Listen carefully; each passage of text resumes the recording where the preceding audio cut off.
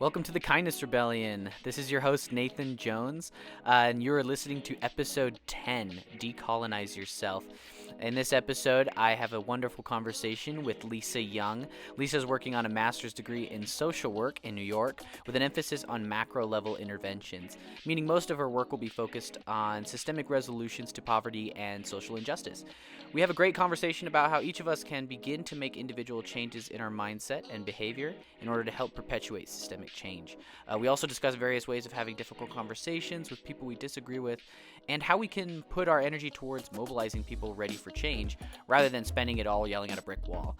I'm really excited for you to hear this podcast. Please like, share, and subscribe to let me know that you like it, and hope you enjoy. Thanks.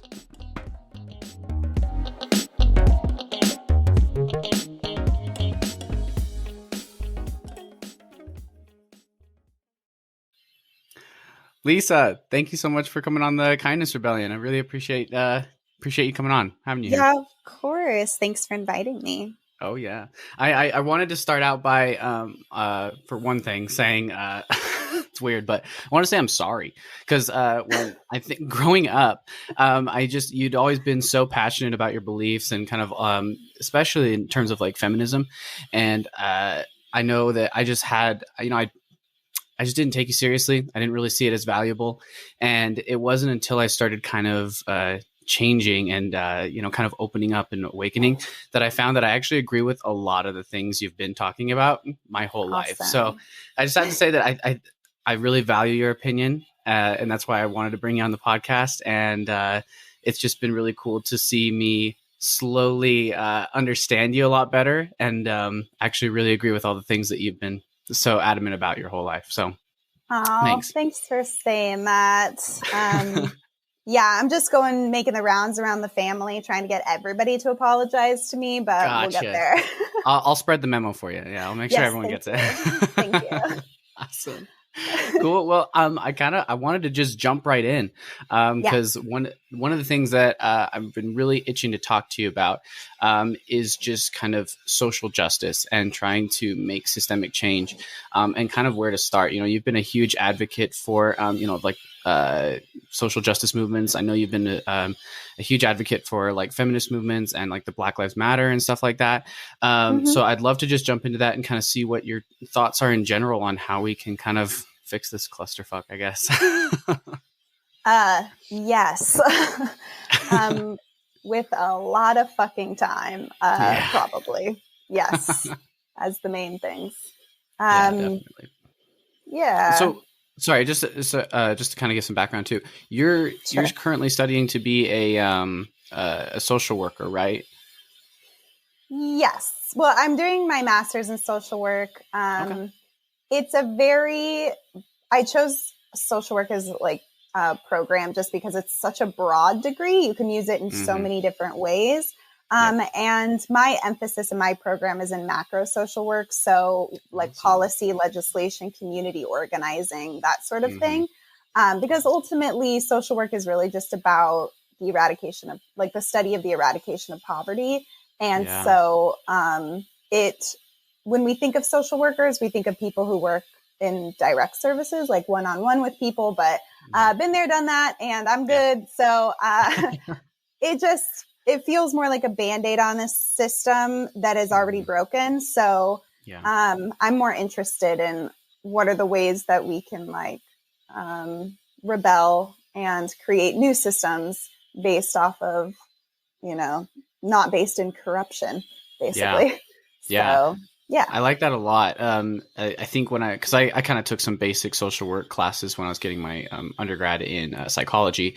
And that was kind of the understanding I had. It was like, I've only really understood social work through the lens of, working directly with individuals through mental health, like their mental health issues and things like that. But I like what you said about it's really just a Band-Aid solution in terms of like, I mean, if you're totally subject to the system that's causing poverty, then how are you supposed to be able to fix it within that system? So I do that's exactly. The main reason I actually wanted to talk to you is because of your focus on macro solutions and kind of where that's led you. So I guess, it brings me to just my first big question is like, how do we fight corporate power and how do we fight the system? How do we, make big strides in helping everyone, especially in a social justice atmosphere? Yeah, that's such a big question. And I wish you have to solve it now. I mean, obviously the answer is just like the eradication of capitalism, but like that's, there's a lot of things to that, and it's like definitely easier said than done. Yes, definitely.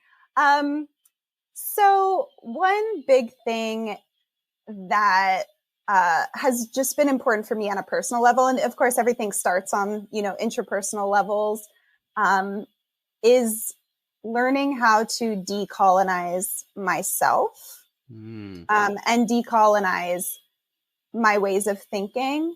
And a lot of that has to do with also centering the voices and learning from people who are at all of the intersections of oppression. And I think when you start there, things start to become a little clearer, not just because they've already done the work of, being like, this is exactly what we should be doing, and no one is listening to us. But also, as white people, we have privilege and power and access to things, and when we choose to remain in a state of like, we don't believe anyone, we gaslight them, or we just like don't understand how colonized we are as well. It's hard to think just in terms of how you break down other systems, because it's all rooted in white supremacy in general. So it really just starts with everyone learning, decolonization practices and working in themselves to better themselves, to become just a better person. And I think another large part to that is understanding that the capitalist mindset and white supremacy teaches us that we all need to be individuals, when really we are social beings, we are community. And when we separate ourselves from other people, then we can't imagine a future in which we give a shit about taking care of other people. Exactly. But one really important aspect, I think, just in terms of like thinking about the kind of policies that need to be implemented or legislation that should be written.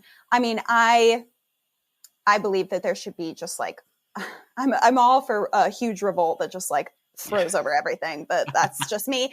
But in the meantime, really centering and focusing on any policies or legislation or organizing that focuses on Black and Indigenous, femmes, disabled people, queer people, like people who are living at the intersections of all of these oppressions. Because when you liberate those people, when you provide accessibility, when you provide opportunity and community to those people, everyone else benefits, right? Because like if you guarantee the safety of trans people, those laws that protect them protect everybody else. If you work to provide services or reparations for, the like people living at the lowest levels of poverty, like that, everyone else benefits from that. It all kind of branches out, and so we should really be focusing, I think, on those people, those scholars, the just normal people living their life, trying to live their lives, but have to face all these obstacles to see what are the issues that are really like plaguing them. Because once we liberate them, once we figure out how to eradicate those issues, everything else in society will be better. Awesome. Yeah, I like that a lot. It does make sense because you're taking care of these people that have been marginalized, so they're going to have a very direct experience with the system and how to actually combat it and fight it. Right. One thing I do want to come back to and kind of just start from is, how do we begin decolonizing ourselves? Like, most people don't even think of themselves as colonized or even colonizers. They just don't really they don't really think of it in that terms. And so, and I wonder if a lot of times how do I phrase this? Essentially, if you're kind of starting to try to waken up and understand kind of the social justice issues and all of the things surrounding us in our society, you're often told, or at least I've often been told, it's just like, just do your research. Just do your research. It's like, okay, what does that mean? Is that supposed to be the start of decolonization, or like how do we really build off of that and actually become more cohesive? Yeah, I think the doing your research is really just a way of saying, please expose yourself to people you've never exposed yourself to.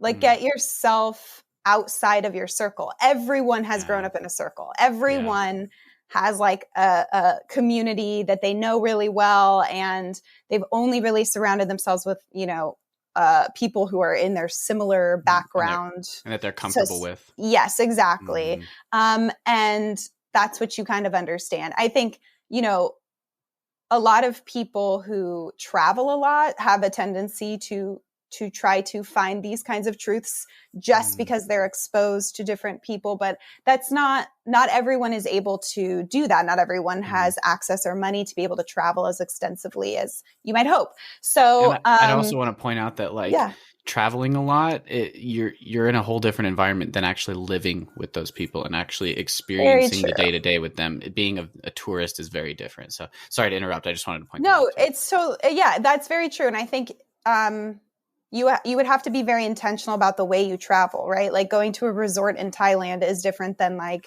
experiencing Thailand. Like meeting up with people like that live in Thailand, Yeah, exactly. As an example. So intentional travel is helpful. And I know not everyone does that or even realizes that that's an option. But I also think in that case, if you are limited, a really great place to start is just social media, books, like the resources that people have kind of put together, the activists that are putting themselves out there, that you can kind of understand their perspectives, understand their politics. That's the kind of doing your own research part. There are people out there who have curated book lists for you. They have like literal like worksheets and workbooks you can buy. It does require effort. It doesn't just happen to you. So it has to be something that you seek out. And I think that can be really difficult,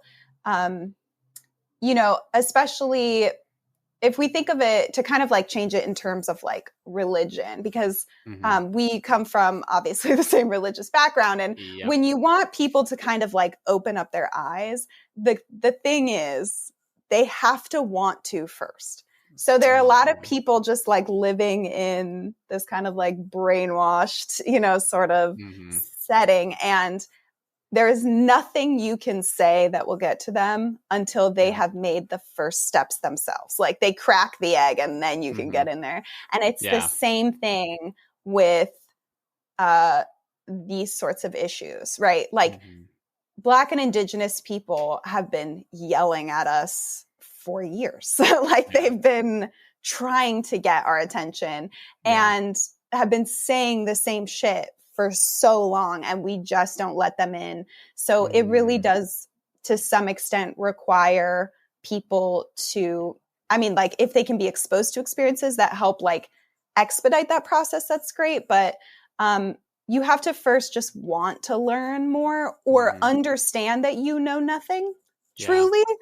And then from there, you're going to have to put in the work. You're going to have to find these activists. You're going to have to listen to the podcasts. You're going to have to read the books, and try to meet people that you have never associated with before. You have to go out of your way to try to figure out how to do that. And so, that's a big step for people. That's a whole lot. And I like that you pointed out that you really do have to be open to it. And I think it's not even just religion or like even social justice issues. It sort of has to be with any sort of big change that people really want in their life. They have to be fully open to allowing that. And I like the whole idea that you have to start from knowing that you know nothing, because you can't just kind of try to open up your circle and try to go and interact with people saying, hey, I know exactly how I should help you.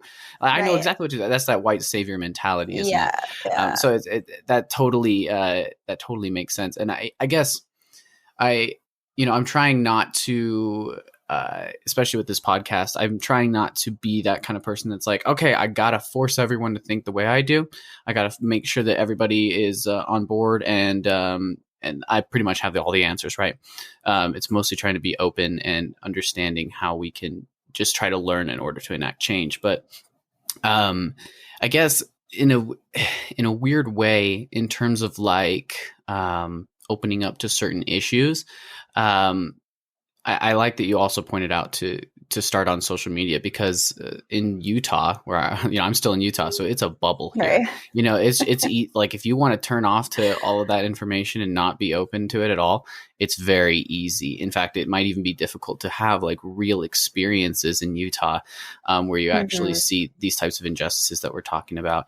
But it doesn't mean that they're not there. So that's something that that's been really important to me. I think mostly in terms of like women's rights issues. When the Me Too movement happened, it was so eye opening for me, because like I would just see these stories. I'm like, yeah, there's bad things that happen, but it doesn't happen to everyone. And then all of a sudden I'd see people that I know like using the hashtag, and I was like, oh God, like this is way more pervasive than we thought. And allowing ourselves to accept that information and understand that it is another perspective and another point of view that we just have to account for in our reality. I mean, for me at least, was like the first step to actually wanting to listen to people, understand, and then actually start making real change. So I like that a lot, actually. So yeah, definitely. I think it's always important to know, and this is part of learning how to relate to people as a community, right? Because we talk about like the revolution, it's going to be fucking messy. Like we might all agree that capitalism needs to end, but a lot of people see a lot of different ways of how to do that. And because we all have very similar sort of end goals of what we would like to see, it doesn't mean we're ever going to like always 100% agree on what that looks like. And so I think, everyone is living a completely different reality at all times. And when you learn how to like work on even like starting with close relationships, like your friends and your family, and just being like, wow, let me think about this. Cause like, I think I know them, but they could be, something's going on in their brain that is like so different from what I'm seeing. Cause I'm seeing everything from my perspective.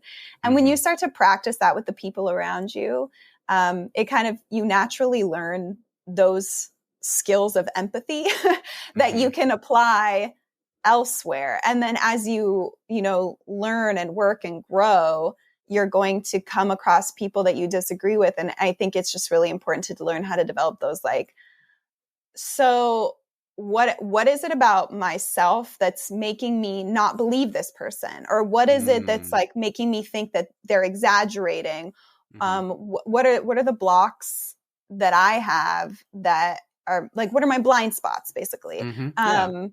And to constantly make sure that you are just practicing that in many different aspects of your life, it'll become easier to do when you are in organization, community organizing settings. And like when you are trying to come together with other people to create like a better community and a better world, is to just learn how to exist in like a very in reality.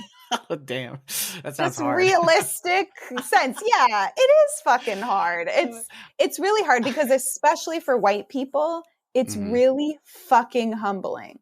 It's so hard to learn about all the ways that you're privileged, and also to know that ultimately you will need to give up your privilege. It's not about bringing more people into power. It's about dismantling power. And that is a very hard concept for people. And so you have to learn how to do that individually. Oh, that's amazing. Yeah, that does make sense, because I mean, I've understood for a little while now, as I've been kind of moving on this journey of just wanting to change systems of power. It has to come with self-sacrifice. As soon as you're kind of offering up this ideal that you want to move towards, it has to have sacrifice of your privilege and things like that. I wanted to say that I love that so much, because like the idea of needing to build better networks locally, especially like with our friends and family first and kind of moving out from there, we've actually really been dislocated from that, like probably through social media, where if we come in conflict with someone, we're not actually interacting on a realistic basis. It's sort of like, oh, they said something that I took this way and I got angry, and now I'm going to get angry back. And then there's really there's no tangible consequences of that interaction other than some social media platform is profiting off of us engaging with it constantly. So I think that I love the idea that it's just like, if you can start engaging with your community, with your family and your friends in just a realistic way, and then taking in those experiences of different viewpoints. And then I love the idea of just like checking yourself too and seeing like, what's closing me off right now? What is this? Is it a valid reason to close off, or is it not? That kind of self-checking is really important. And then lastly, I also wanted to reiterate that sort of dismantling systems of power, like you said, is going to be messy, not just in terms of like the solution's going to be hard to come by because everyone has so many different viewpoints. But the fact is that we're just so entrenched in these systems that any dismantling of it is going to be extremely uncomfortable and is going to require that sacrifice that we're talking about, that sacrifice of privilege. Because, I've been hearing, as I've been kind of taking in more and more information, just like you said, we can't expect to just bring everyone up to, this sort of level of privilege and power. It's about trying to radically change the way we understand life and reality itself, so that it's more equitable, sustainable, and compassionate, because god damn, we need those things. Yes. And it's like, it's going to just require a lot of change in us, just personality wise, like community wise. And also there are things that you're going to have to get used to. Like, if we're trying to think about not just a more equitable world, but also a world in which we actually care about like the environment and care about the planet, it means that ultimately we're going to have to get used to things changing, like maybe not having access to as many, fast fashion clothes, or some kinds of foods that are grown that destroy the earth that we maybe shouldn't like be so used to. Like, our diets will have to change. Like, there are lots of things that you will have to understand need to change to make the world better. And eventually we would hope to get there. And that is going to be extremely uncomfortable. And I think that's why capitalism is so good at just digging its roots in, is because it has created a lot of comfortability, because not that we know it sucks. And also it's very difficult to imagine the alternative, or it feels scary or uncomfortable.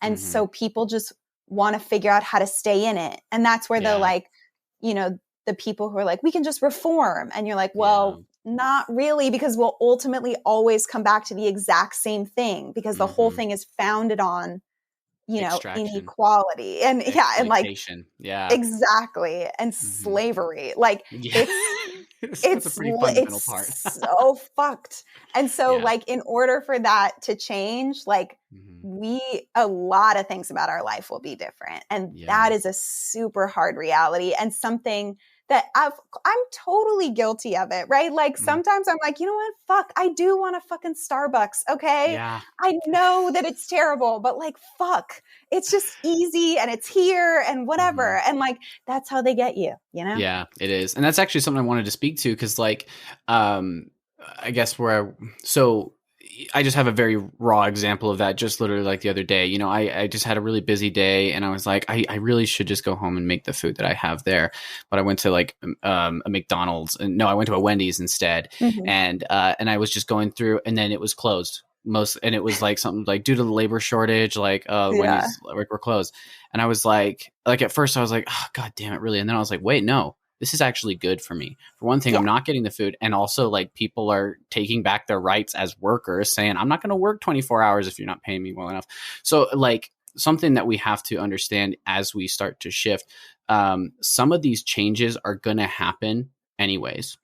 As we see more people, just see more workers wanting to just take back power and take back their own autonomy, we're going to be forced into situations where we don't have our convenience and our comfortability. And I think if we can have a mindset shift that's more so when we run into a closed Wendy's, instead of being like, oh, this is the worst, I hate labor movements now. Instead, it's like, oh man, there are people at home with their families right now.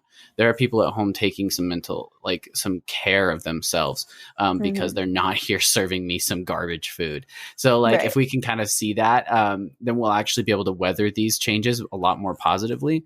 And I think a really important thing that I've been starting to realize is kind of, as we're trying to, get people to listen and change their minds and kind of start thinking more mindfully and sustainably.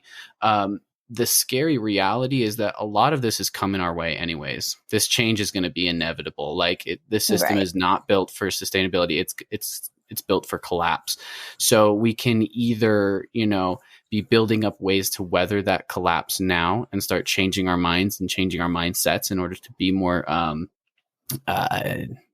not sustainable, but just durable, then we're going to be ready for it. And if we can actually get on board and get people really motivated and excited for change and ready to make sacrifices and ready to, build better communities and find more meaning in their life, then we can actually stop the bleeding a lot, or much more early on, and we can make the transition a lot less uncomfortable if we're just ready to make the changes while we can. But we shouldn't be beating ourselves up too much, like you said, for getting a Starbucks, because man, it's those ads and those companies, they're really trying to trigger very, very deep emotional states in order to get you to buy that shit, and they want it as available and as easy and mindless as possible. So, we're trying to fight a big monster here. Yeah, and also, I think that's a good point, especially to think about when you think of if I get a straw for my iced coffee, I don't blame myself, because, most of the pollution in the world, most of the terrible things in the world are due to corporations or the military that are, causing most of this. So it's not individual. I don't think that it needs those kinds of big picture things have to be put on us. And also to think about how there is no ethical consumption under capitalism ever at all. So it doesn't matter in this current system, there is nothing we can do. And I actually say this a lot on my dating profile, because in my dating profile, it's reluctant social worker. And people ask me about that. And I'm like, well, there's nothing I can do ethically under this system, because it's just fucked. Right. So how can I reduce my harm? What are the things that I can do that will everything will cause harm probably in some way in the system, but what are the ways I can do a little bit better? So the difference between, and this is so small and still very capitalistic minded, but the difference between going to Starbucks or walking an extra few blocks to go to the the local coffee shop. Or and also as you're saying, seeing things that you're just usually annoyed with, because we're so used to things being efficient and fast for us, and then being you know what, this is fine, this is good, we should get used to these kinds of changes, but things will eventually blow up for sure. So we have to be prepared for that. And I think being around to see things like summer of 2020 with all the protests and how pissed people were getting at how inconvenient it was for them. And it's oh, is that so inconvenient for you? But big picture is there's a lot of other shit going on that's a lot more fucking important than you getting to work on time.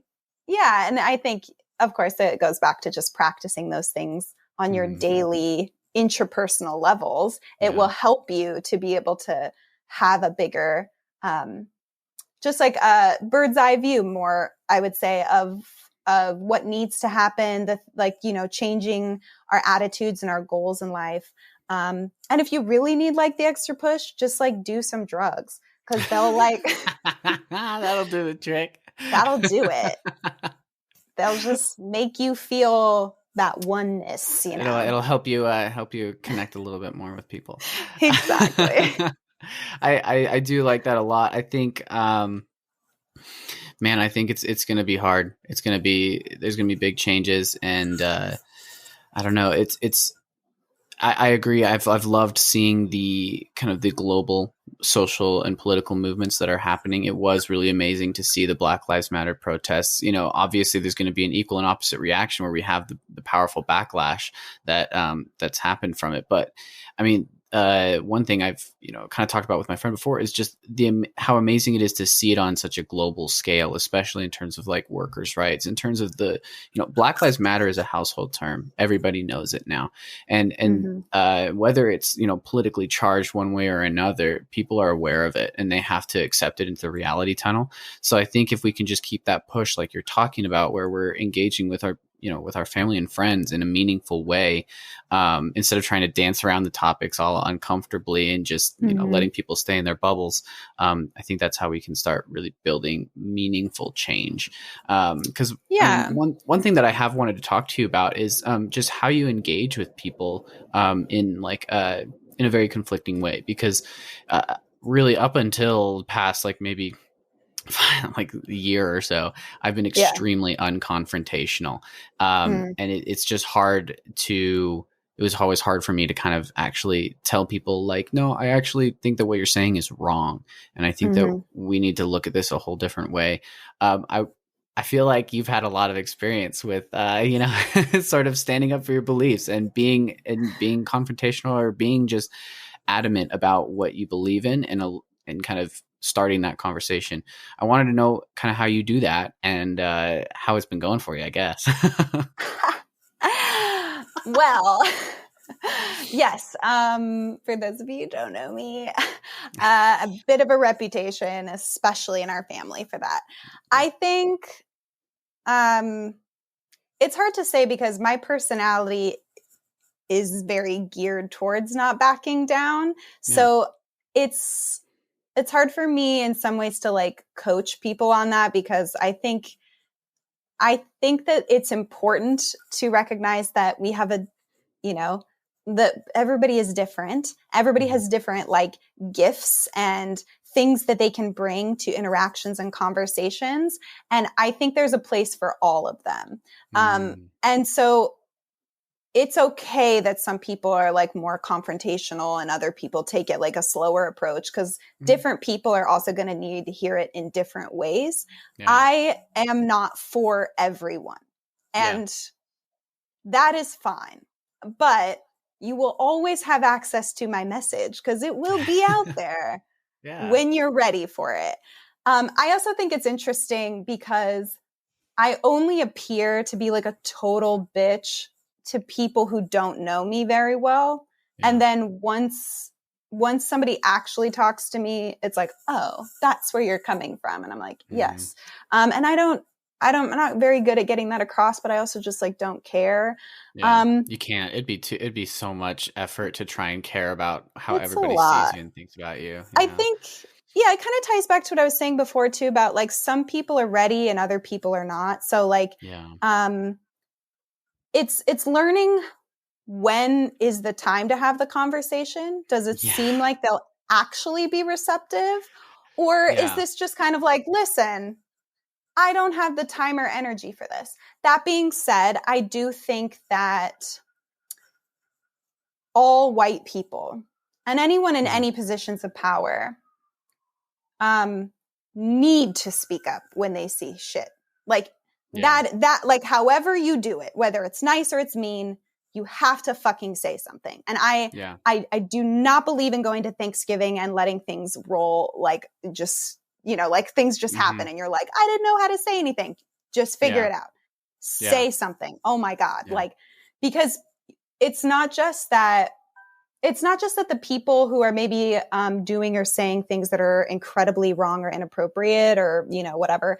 It's not just that they need to hear it. It's that other people in the room who are maybe part of a marginalized group and they haven't told anyone maybe about their experience, or they're just kind of in the shadows a little bit, and they need to know who they can talk to. And I'd say that is the biggest, most important thing that has come out of my being abrasive and known to be very abrasive in my social and familial circles is that I was the first person most everyone came to when they had doubts, when they needed to come out as queer, when they felt like there was discrimination going on at work and they didn't know if it really was, or if they were sexually assaulted and they wanted to talk about it, but they didn't know who to talk to. And they thought, Lesa's really fucking loud about this, so like she'll probably know. And She'll probably care.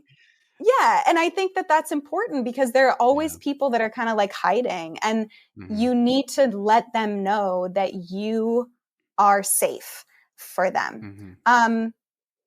So yeah, I think those generally, like, I'm really excited about younger generations. I think that they are doing a lot more, you know, lot better shit, and like are just being being raised in a more like global mindset, being exposed to so many different things that I have a lot of hope for younger people.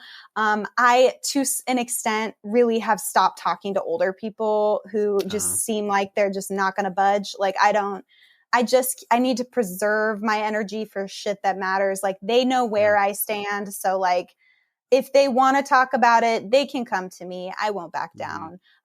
But yeah, I think I don't have any tips on how to be nice, because I'm not nice about shit that matters. Like, I don't have any problem calling people out. And if people can figure out a nicer way to do that, or they're the kind of people who are like, I'm going to develop like a mutual friendship and understanding and like this love, and then I'll talk about it, fine. Okay. But like, that's not my style. So you just got to find what makes sense for you. And also, some people, it's better in person. They're just, they love to have those one-on-one conversations. Some people are amazing writers and they can write shit that gets to lots of people using their platform.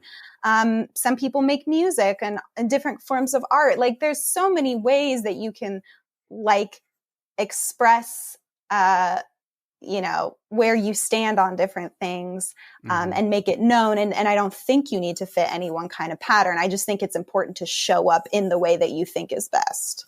Nice. I love that so much. And one thing I also wanted to point out is just because, for one thing, you standing up in a situation that might be uncomfortable, or, it's just, going to end up being contentious, and just the idea that you're not necessarily worried about trying to change the thought patterns of the person you're talking to, but the other people who may be listening. One thing that kind of meant for me personally is that it's also kind of just changing me in that moment. I'm actually solidifying something I believe in, and I'm testing it in reality. You're sort of like actually seeing, this is what I believe, like this, like, let's just move with the present moment and understand how to keep building the conversation here. And then just being able, also having anyone else that's listening understand that you would be someone that's there for them, especially in that space or that topic. It's sort of it, because I know some people will be scared of standing up or speaking up because they might lose relationships. But I love hearing this very apparent trade-off that, like, actually you may be building new relationships, very strong ones that are going to be not only extremely valuable to you, but extremely valuable to that person that's like actually open and listening to you in that moment.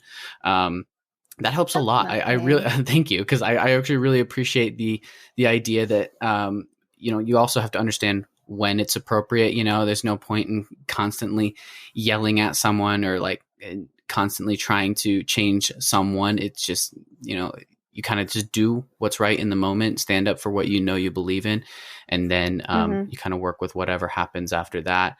I really do. I appreciate that mindset, because even just the idea that, like, you're not for everybody, you're for you, you're building yourself, you're understanding yourself, and just putting that out in the world and seeing what the fuck happens. Right. Yeah. And I think it's important to know that applies to family too, right? Like, I think a lot of people come from this mindset of like, like family before everything and whatever. Like, blood is thicker than water. No, like, family relationships should be like built on conditions. Like, love is conditional. It really is. And if you can't, like we can have basic respect for each other, but like as people. But if you're racist and I'm calling you out on that and you don't care, I don't need to associate with you, even if you're my family member. And I think, like, some people, like, they have different ways of going about that. I think it's a stronger stance to say, Absolutely not. Like, my relationship with you is conditional upon you seeing other human beings as people. So if you're going to talk shit about, you know, especially when it comes to like racial justice or queer liberation, or, you know, things that like people's lives are in the balance, and this is like something that you feel like you have an opinion on that isn't about saving people's lives, then like I don't want to have a relationship with you. Yeah. And that's okay. Yeah. And if that notion of blood is thicker than water actually, you know, held up, then those individuals would still love you and still want to relate to you and still be open to your thoughts. Maybe they don't have to have their thoughts and, you know, ideas changed, but they would at least be open to that. And obviously that doesn't always check out. So yeah, I like the idea that we don't have to hold on to this idea that like, oh, just because I see my uncle once a year and he's my blood uncle, I have to, you know, totally believe everything that he believes, or, you know, whatever, bend to his will, keep quiet whenever he decides to talk more loudly than I am. One thing I actually did want to really bring up with you, because I think this is something that I've been dealing with a lot lately, is when you are discussing like sort of macro issues like social justice or queer liberation or anything like that. If you're talking about it with someone who it's both abstract for them and it's sort of an abstract situation for you in that moment, I wonder how beneficial it is to sort of say like, I'm not going to talk with you because of the way you feel in this situation, or like about this abstract or, you know, kind of thought experiment. I'm not going to now associate with you. Because I sort of see that as being more divisive than, you know, cohesive, like we're trying to be.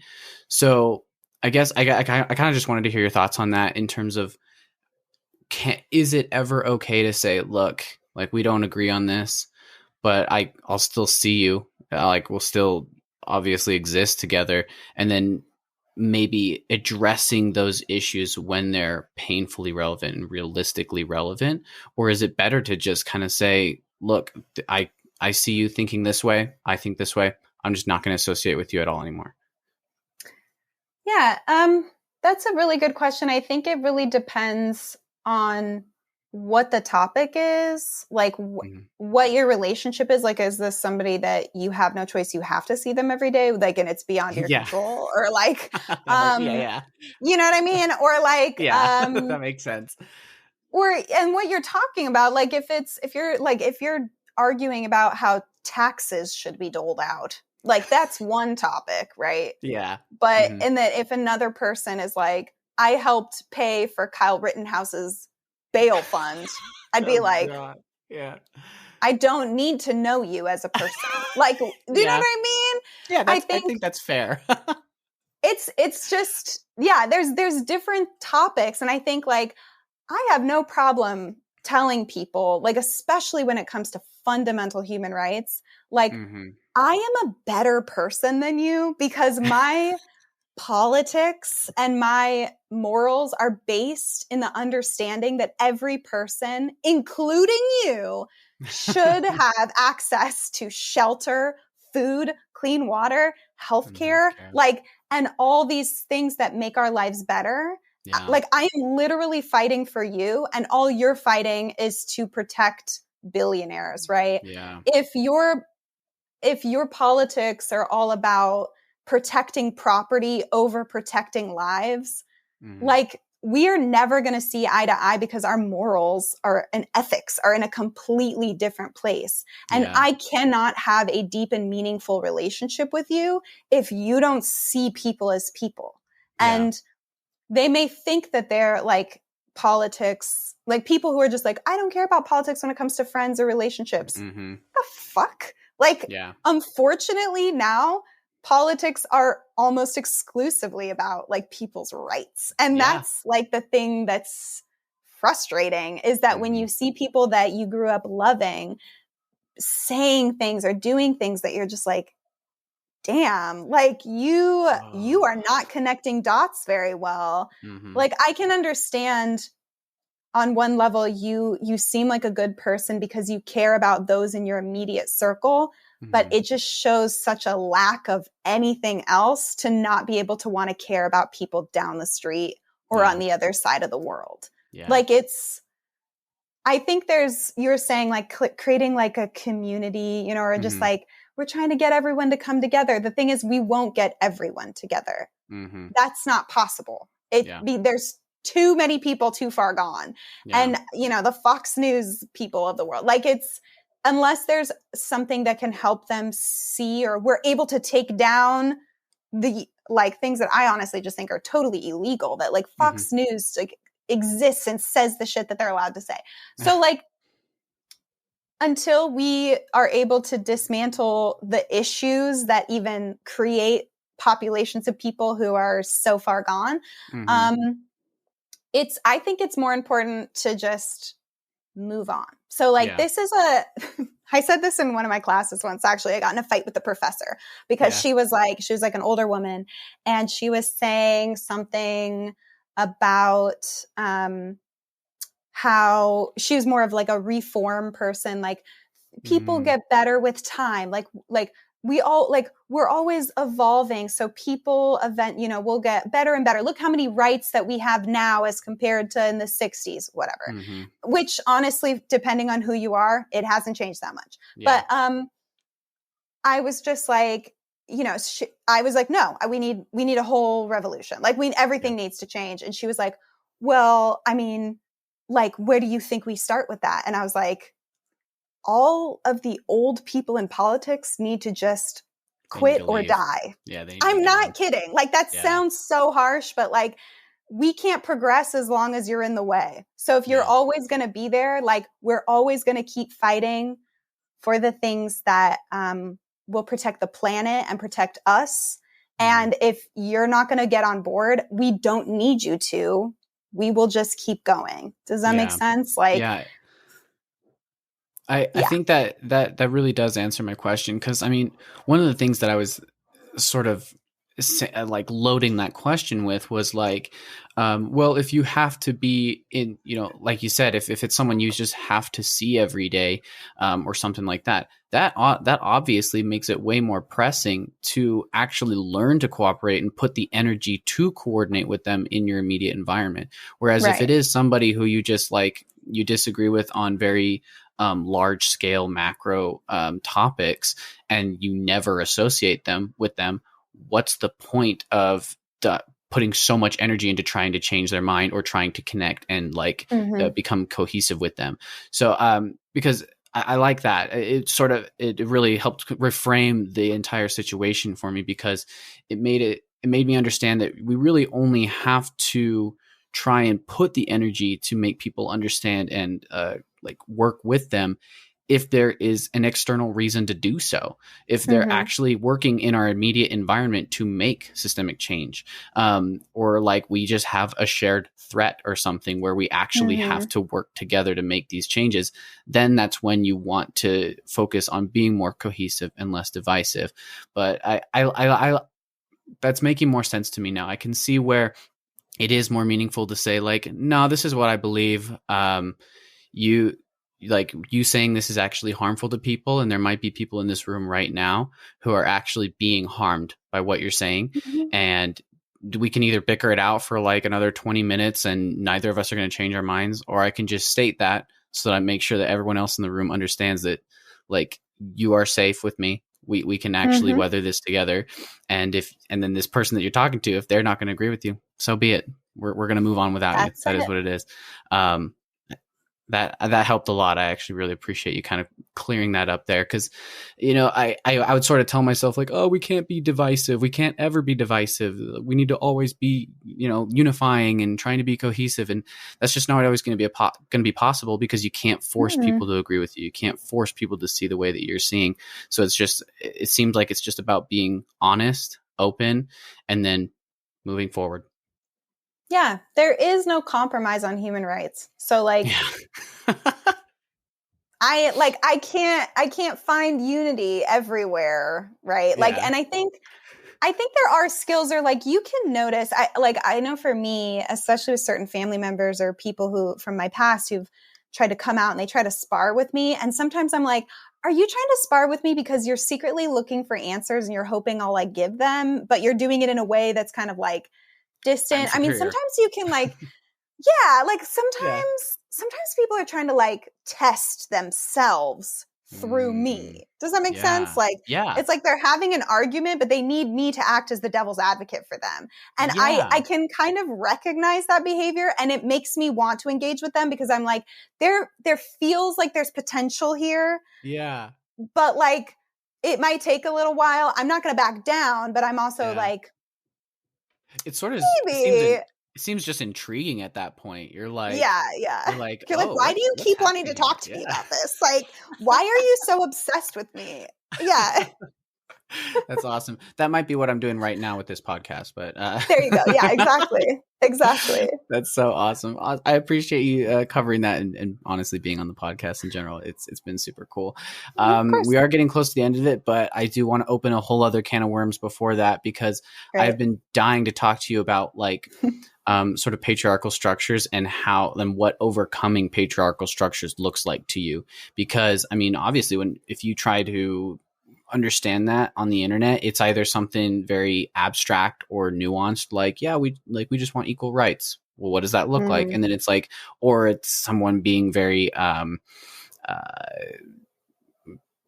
I'm missing the word right now. They're just trying to exaggerate the other side of the argument, saying, "Oh, we just want to totally restructure this as a matriarchal society instead of a patriarchal society." You know, so Mm. I kind of wanted to see what overcoming those structures looks like to you.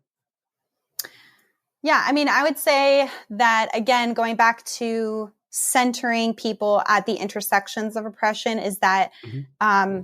is to center queer voices in this because we like to talk about issues with like feminism as like a man versus woman, but there are Mm-hmm. more genders than that. Mm-hmm. And there are people who are women, but are treated much differently, even beyond what cis women are because they're trans, right? Yeah. Like I'd say that it's really about the liberation of like Mm. trans and non-binary people, getting rid of the gender binary so that we don't have to think in terms of like men deserve this and women deserve this or whatever. Mm-hmm.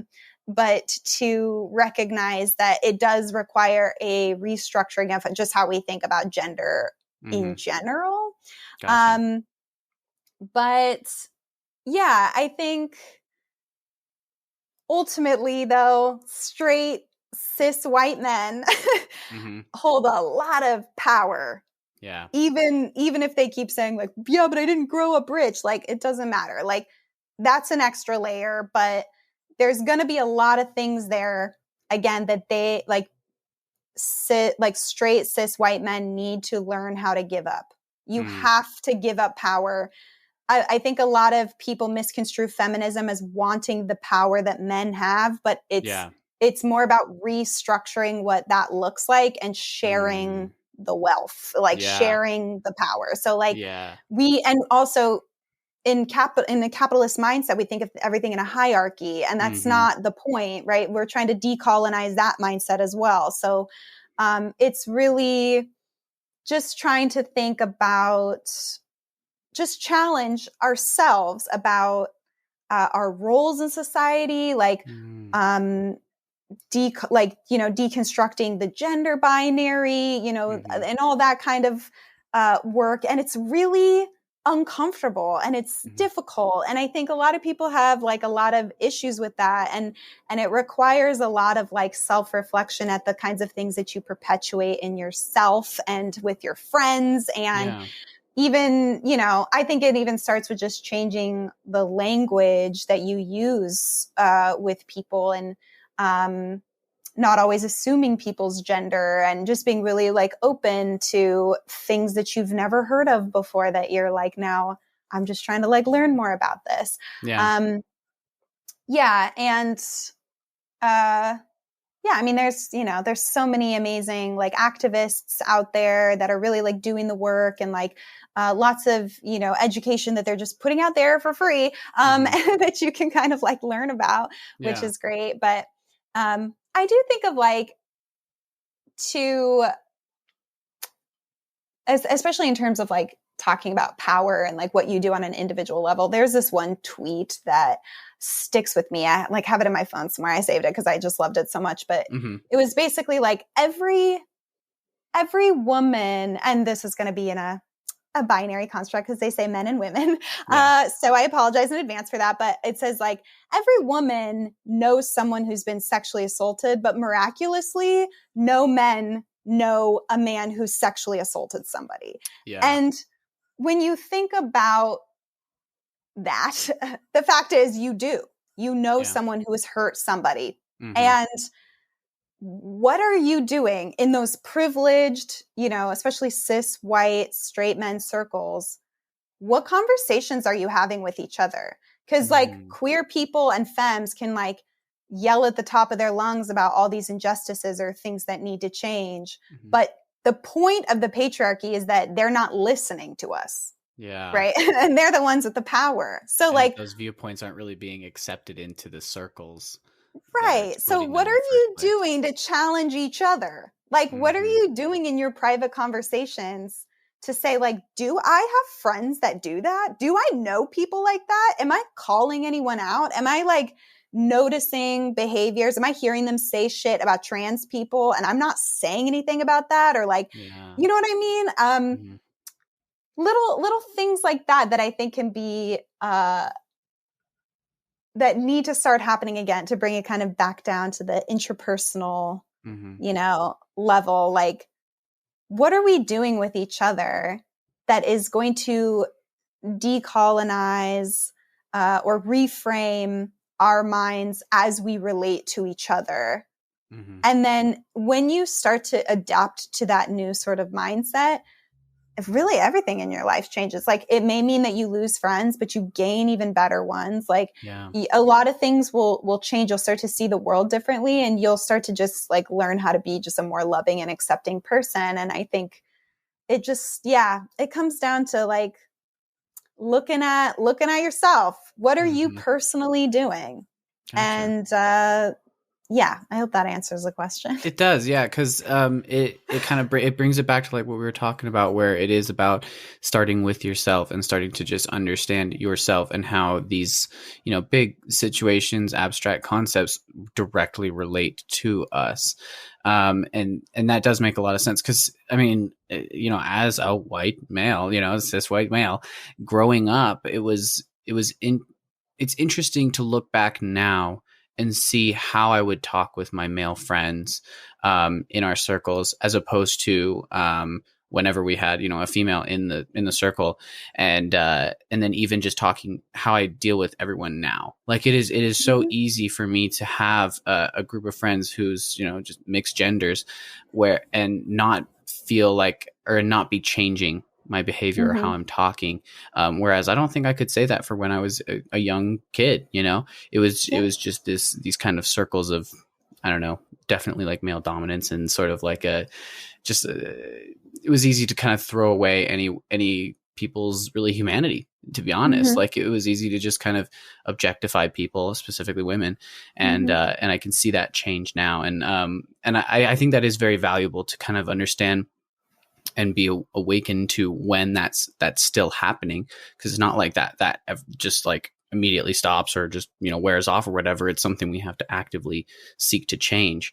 I guess the main thing I had that I was trying to understand through my question of overcoming patriarchal structures is whether it sort of requires like, based on the way you answered it, it sort of sounds like we just have to have a non-local understanding of gender roles, of human beings in general, and we have to stop understanding like, okay, this is all what men should do, this is all what women should do, this is all what non-binary people should do, this is how this is what trans people should do, this is how they should behave, this is we just need to stop having these very rigid structures about what people need to be doing or behaving like, and just allow ourselves to be present with whoever we're with and be open to learning from them, is what it sounds like.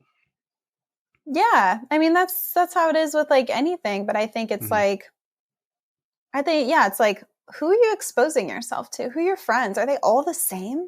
Like, are you even trying to like meet new people and find new experiences? Are you trying to put yourself out there to learn?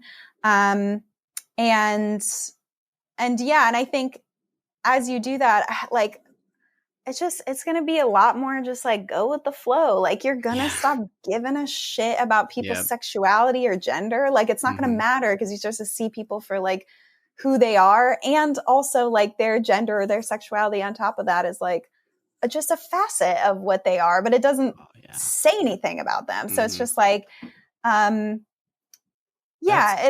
it's just like it frees yourself. Do you know what I mean? Yeah. I think queer people are they teach us the most about self-love because they just live in a world full of hatred for them for just existing. And then to just do that like loudly, like they're the people we should be looking to learn about how to like take care of ourselves and also other people. And I think when you start to, you know, see people at these intersections of oppression and marginalization like that, then you're just, it just transforms everybody out from there. And I think that's important.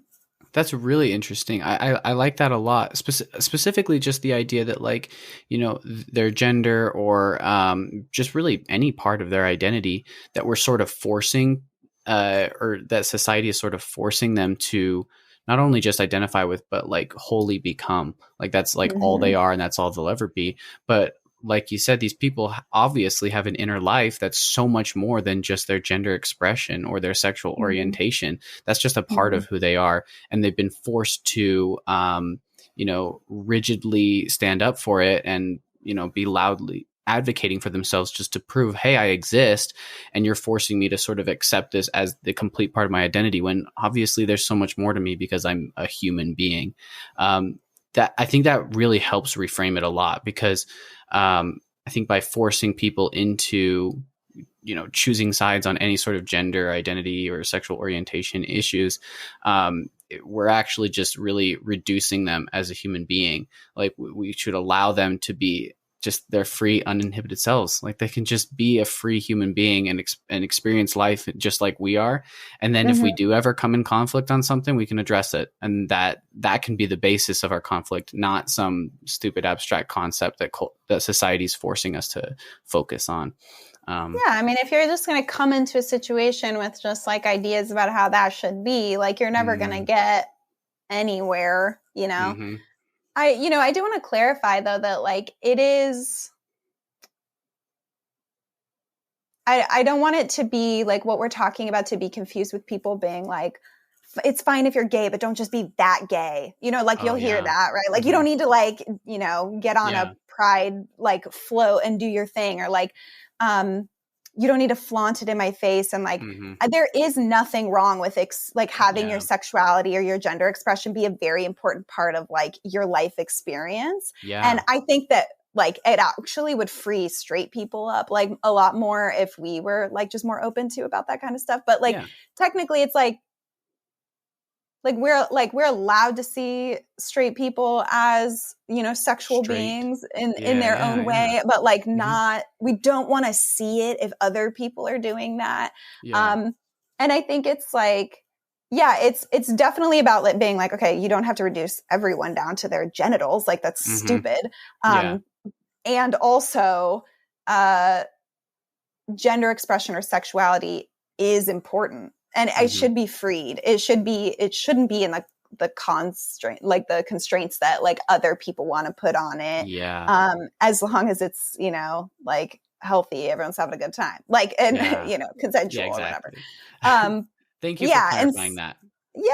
That is really important. I wouldn't ever want anyone to think that I'm like, you can be gay or you can be trans. You just don't be like too much or whatever. Like just be yourself, exist, have a human experience. And it's my responsibility to integrate with you on that level. Because as long as everyone is just kind of relating to each other on the fundamental basis that we're all human beings having a human experience, just existing in reality and trying to understand each other, then we're going to be a lot better off instead of saying like, hey, you're being too much this, too much that, not enough this, not enough that. So thank you for clarifying that. I appreciate it. Of course. Yeah. I mean, we don't want to be cops. So like, that's the point. That's like that's the fundamental line. Yep. ACAB all day, every day. And so like you can be you can also be a cop in a way, right? Mm-hmm. Like there are ways that we try to police other people that you're just like, can you just stop? Like, Yeah. just don't do that. And like, and I think that's, you know, kill the cop in your head. Like that's really important. If that's the only thing anyone gets from this podcast, I'll be fine with that. Just don't be a cop. That's the bottom line. Stop being a cop, okay? Awesome. Hey, Lesa, thank you so much. We're going to go ahead and just wrap this up. This has been an awesome conversation, and we've really only scratched the surface on all of these issues. If you're willing to be on the podcast again, I'd love to have you again, because this has been a lot of fun. And yes, now I got it on video and camera too, so you can't back down from that. Excellent. Awesome. Okay, thank you so much. Thank you.